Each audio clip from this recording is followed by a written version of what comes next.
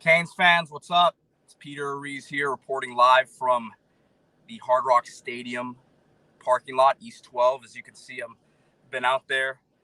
Man, it's hot. It is hot. Not even noon yet. Obviously, the scrimmage got started this morning at about 9:30, and excited to kind of break down what I saw out there. Obviously, I just want to give you guys something quick. I know D Money and I will definitely be getting more in depth as to what we saw out there. But let me just give it a few minutes here for people. Yeah, I know TVD just hit as I was walking out of the stadium. And again, I wanted to give you guys something as the scrimmage is wrapping up here. TVD just hit Colby Young for a touchdown over Darryl Porter. But a few things really stood out to me. And again, we'll break this thing down, um, 100% this week on the podcast. But a few things right off the bat. That run game is going to be really good this year. We talk about the offensive line and the additions there on the interior with Javion Cohen, with Matt Lee, Inez Cooper going to be taking a bigger role this year as a starter. Francisco Mauigoa at right tackle, Jalen Rivers at left tackle. Again, Zion Nelson was not dressed out there today, so I don't think we can really count on him at this point. I don't think Miami's counting on him either. But those running lanes were wide open. Now, the defensive line got it going a little bit at the end. Got the best of the offensive line as the scrimmage wore down there. But man, AJ Allen looked explosive. Had about a 50-yard run. Had another couple 10, 15-yard runs where he went untouched for the first few yards and just had one guy to beat. Looks like he's going to break a ton of arm tackles. We heard the word explosive a lot with him through camp, and Mario Cristobal is the one who used that word. I think we saw that today in a big way. Mark Fletcher, man, I was right. He had 2 touchdowns today.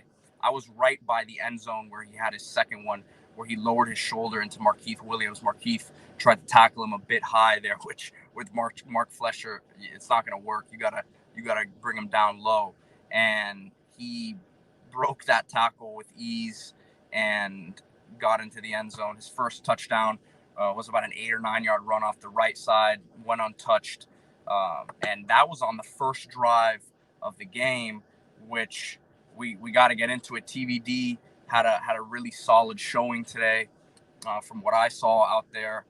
The downfield passing game looked a lot sharper.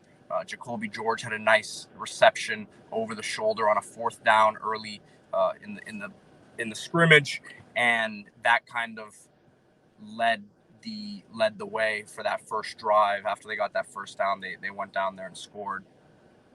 Defensively, interestingly enough, the starters, right? And this was, to me, there were a couple of things that really stood out in terms of who came out there starting wise. Defensively, the Brown brothers were the starting duo at cornerback, which if you go back and you listen to some of the stuff D Money has said since even before Damari Brown got here, there has been a sense that the Brown brothers had a very good chance to be the starting boundary corners. Jaden Davis came out in the nickel as a starting nickel.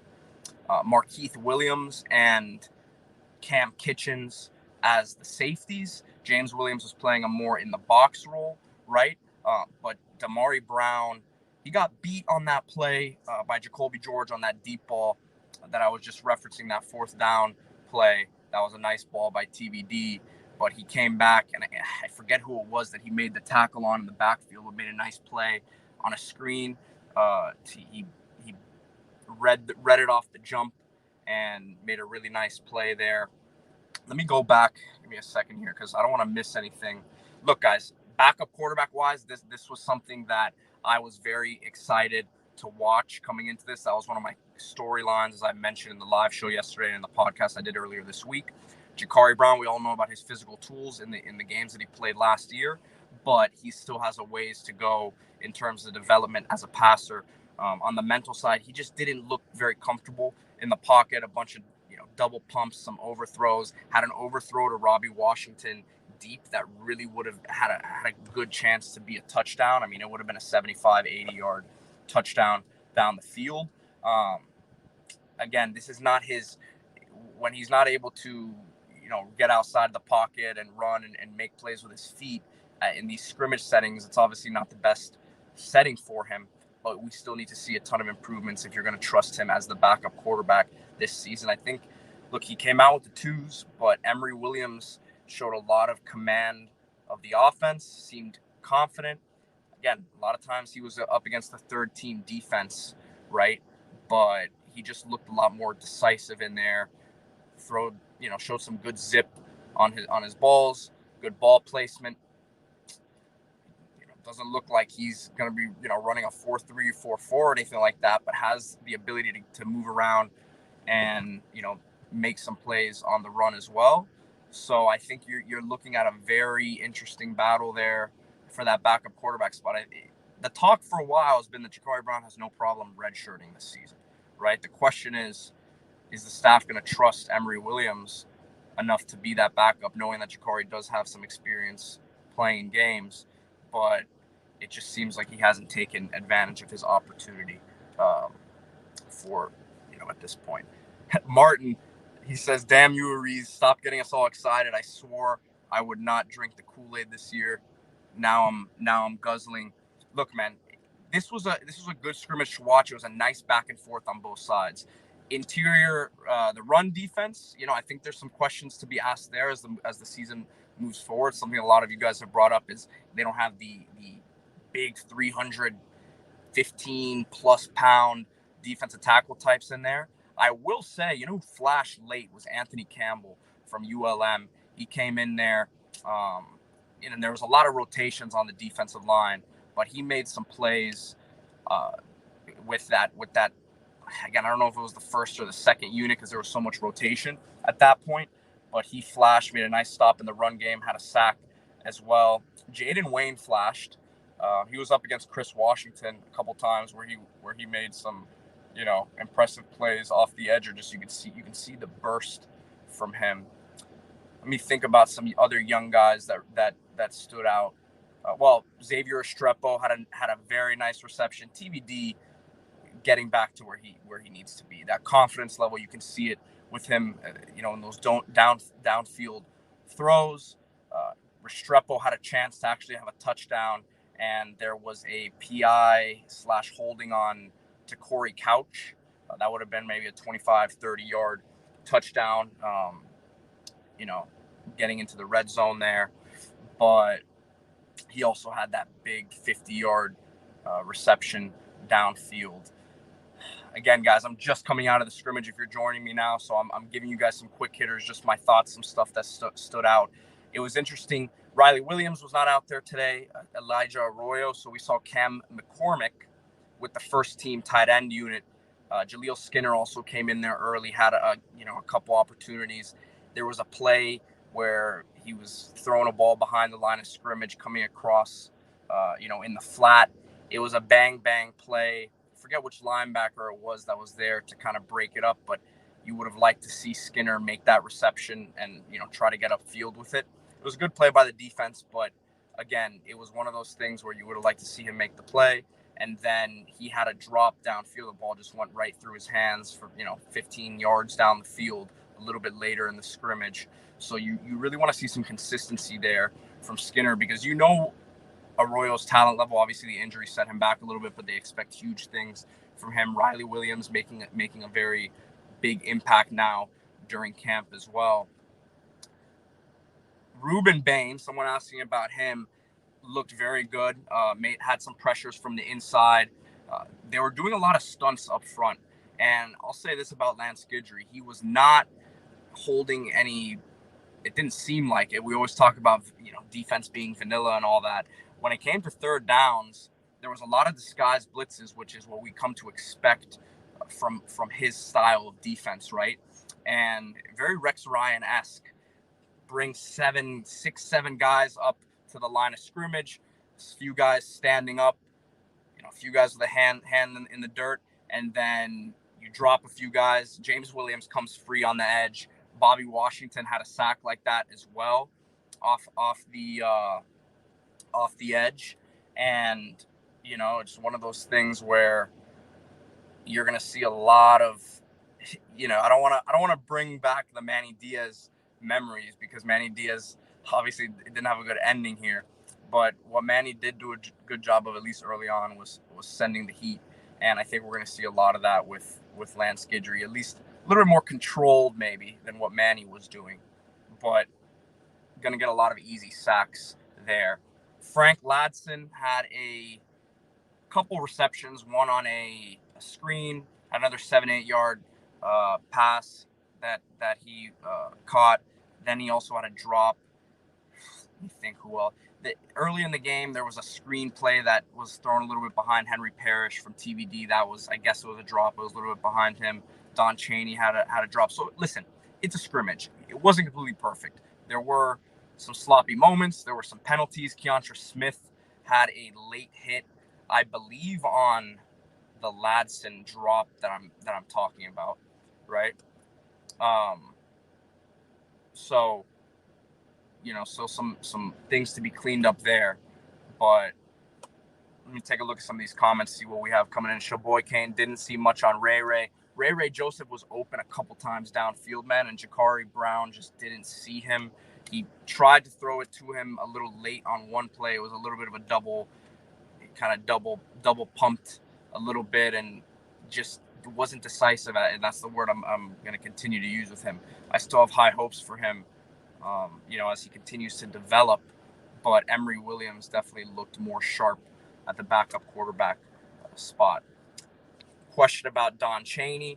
Listen, Don Chaney's going to have a serious role on this team. I think from the running back room, you know where you're going to get from Parrish, but A.J. Allen and Mark Fletcher really flashed today in their own way. Fletcher with some explosive runs downfield. I mean, when he gets to open space and he has like a guy to beat, he's not small. I stood next to him the other day, and he's not a skinny kid at running back, right? So he has the speed, but he's muscled up as well. So he's a guy who you're gonna have 3-4 backs in that room who can really do something. Chaney looked good. You know, he's gonna be a nice short yardage type back for this team, and he's played a ton of football. So you need as many of those guys as possible. Ian, I don't know. Bain maybe had one sack, but to me, it's not so much about the sacks. He was in the backfield a couple times, right, and he was bringing that pressure a lot of times from the inside, right. But it's that, what's the word I'm looking for? It's the penetration, right, and it's just the peskiness that he's going to. Again, sacks are sacks. Everyone wants a sack, but if you can affect the play negatively from his spot, which he's going to do a ton of this year, he's going to have plays that just don't show up in the playbook. O-line depth, J.R. Barr. I mean, at the tackle spot, I think they look really, really good in terms of depth.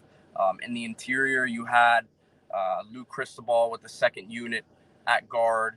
I want to say you had, who else was out there? Sampson was at left tackle. McCoy was out there at right tackle, backup right tackle, I want to say. McCoy looks the part, man. He really, really does. Kinsler was coming in with the third unit, which shows some real depth because I've heard a ton of good things about him. I'm a little bit worried about the interior of that line behind Inez Cooper and Javion Cohen. Second unit center was Ryan Rodriguez. Canes Forever, who's asking. Disruption, Ian. There you go. That's the word I was looking for. Very disruptive. So let's see, man. Let me go through my notes here. Give me a second, guys, and I appreciate everyone who's on this live. If you're just joining, I'm sitting here in East 12 giving you guys the latest. I'm going to just go through my posts real quick that I was making. I was putting updates on the website, and I don't want to miss anything. Again, if you're just joining the show, couple, not surprises, but interesting pieces of information in terms of who the starters were. The Brown brothers at cornerback, which is a very interesting duo there.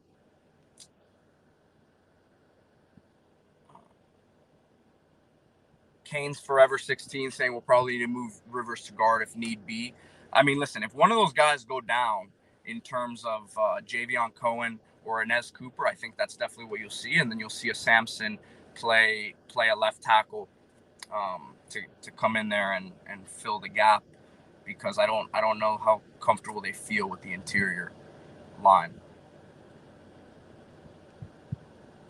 Going through my posts here, guys. Ed Orgeron was in attendance, as he is for a lot of practices, as he has a couple sons on staff. I said it already once, but Jaden Davis starting at the nickel, ton of experience coming in from Oklahoma. Ray Joseph, for someone who asked about him, did have a drop in 7-on-7. It was kind of like a dead play, and people kind of stopped for a second, but he did have a drop there. Brashard Smith was someone who flashed to me offensively. And he's a guy who I think might be a little bit of a forgotten man with some of the new names at wide receiver, but I think he's definitely going to have a nice role in this offense. He had a nice kick return to start the game that, they weren't going full speed, but there was an opening. It would have been interesting to see what would have happened if it was a full return there. I'm going through my notes here, guys. Let me make sure I don't miss anything. Colby Young definitely looks slimmed down, looks really nice physically. We know the size he brings to that position, really good speed as well. Had a nice touchdown over Darryl Porter near the end of the game there. There was a lot of good coverage downfield, so, there's people have asking about Jadis Richard, who was out there at times in that nickel star position for this team. Yeah, there was one play. I'm going through my notes now. There was one play that there was a nice pressure between Leonard Taylor and Ruben Bain on a stunt. Pretty good pass rush ability from the inside, especially late. That defensive line really came alive. I don't know if that O-line was getting a little tired. It was hot. Anthony Moten flashed, had a nice run stop, and then there was a screen play. It was a third down, I want to say, where Guidry sent the blitz, and Moten reads it, drops back momentarily, high points the ball with his big palm, gets it up in the air, almost intercepts it, but it was a really nice bat down. I mentioned this already. Corey Couch had a hold / PI. I don't know what they called. It was a pass to Restrepo towards the end zone that TBD kind of lofted up. There was no safety back there. Would have been a good chance to have a touchdown. James Williams was playing a ton in the box today. But, man, again, if you're just joining, the biggest theme of the day to me was that run game. The O-line up front opening up a bunch of opportunities. D-line had some nice plays late, but Mark Fletcher and A.J. Allen, man, those guys are going to be a really, really nice duo. And you already know Parrish is probably going to be, the guy starting most games. And he's very consistent back, but I think that both of these guys bring a different element to the table for sure. Oh, whoops. Just dropped my phone here, guys. Sorry. Again, we're doing it raw and uncut here from East 12 parking lot. Let me go through some of these questions here. I'm going to wrap it up here in a few minutes, guys. Get any more questions in here. And again, we'll get into this more in depth this week on the website. I want to make sure I haven't missed any questions here. And then I'm going to keep going through my notes here. Man, I said it once already, but that Mark Fletcher run where he lowered his shoulder into Markeith Williams near the sideline getting towards the end zone was awesome. Really, really impressive by him. Okay, I mentioned that play where Skinner, I would have liked to see him make the reception in the flats. Wesley Basant was the one who broke that one up. And that's what you expect from a guy like him at the linebacker spot. Fly around, brings that sideline to sideline speed. They've been lacking at that position. Andy Borregales had a long field goal attempt earlier in the game. I want to say it was almost like a 50-yarder. He hit that. Expect him to be one of the best in the country this year. Cheney had a 15-plus yard run on the third unit defense. Michael Redding flashed at times. He was a guy you haven't heard much about at camp, but I know the staff loves his character. Has been a reliable guy when they've needed him, right? And he's just stuck with it, and he's hanging around in that receivers room. I expect him to get, a good amount of reps this season.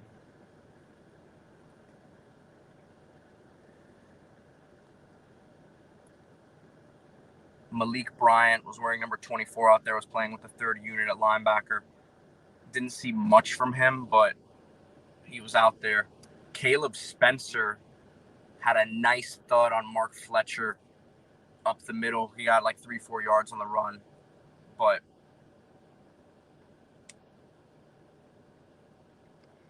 Tyler Harrell had a screen pass for a few yards, was a first down reception, but didn't really see him get to open up and get downfield very much. TVD, man. TVD looked sharp. TVD looked sharp today. Had a nice, obviously I've talked about the downfield stuff. He had a really good ball on a quick slant to Brashard. Cam Kitchens came in late and made a play on it. It was a bang play. I guess I would call it more of a drop by Brashard, but it was a nicely thrown ball in a tight window there. Popo flash, man. Popo had a nice sack. Looks rocked up, man. He's sturdy out there. The biggest thing I see with these young linebackers, man, is that they can run. And when I say young, I also am going to include Kiko Malagoa, who's a newcomer, right, from Washington State, and he's not a freshman or anything like that. He's played a ton of football, but he can get sideline to sideline as well, and I expect him to be a starter. Special teams, Anthony, they weren't really going full speed. The punter looked solid out there. Borregales had a nice 50. Like I said, I think it was about a 50-yarder. Brashard Smith, as I mentioned, had an opening kickoff that could have gone for, a nice chunk of change, but they weren't really tackling and going full speed there. So